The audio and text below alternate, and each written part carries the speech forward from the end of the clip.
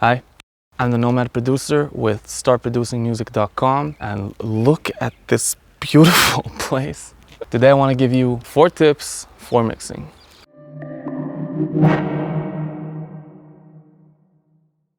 Let's say I have this vocal track.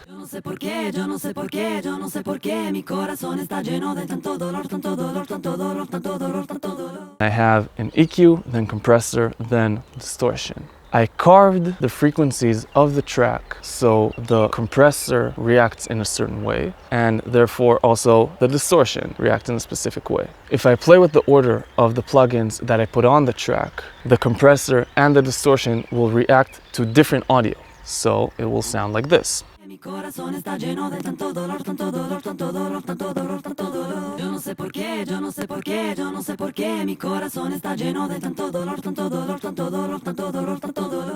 These changes in the order of the chain will oftentimes require some more work just to be a bit more specific with the processing, but it's worth it because happy accidents happen only if you try things and you give a platform for accidents to happen. Something I want to add, I see a lot of discussions, EQ before or after compression. It's just different. There's no rule of thumb you should follow.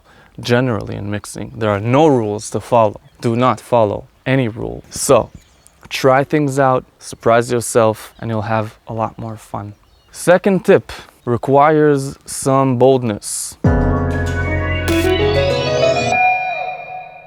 After you have your initial balance and EQ compression going on, take all the faders down and start leveling from scratch. The first time I did this was mind-blowing. The mix was just stuck and I needed to refresh. Mixing is a very hard art form because our ears are getting used to things all the time. So if you take a moment and just refresh everything, you will, I think 99% of the time, get better results.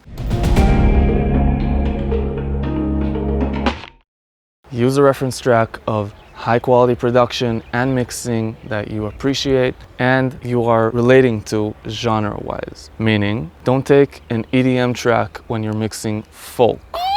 Look for a reference track that has more or less the same instrumentation, and if you're not using a plugin that helps you out with keeping the balance, choose a reference point, let's say the vocals, and keep your vocals in your mix and in the reference track in the same volume and work that way. Every 5 minutes, reference. It'll help you a lot, it'll make you sound better, and again, keep your ears from fooling you. Fourth and last tip, take breaks.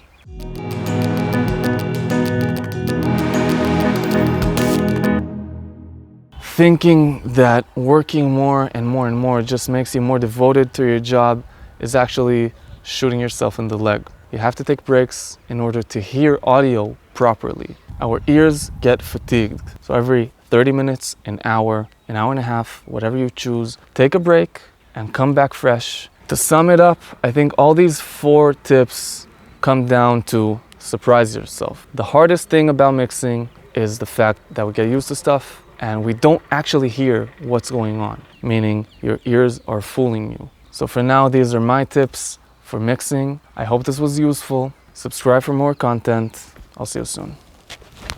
Ugh.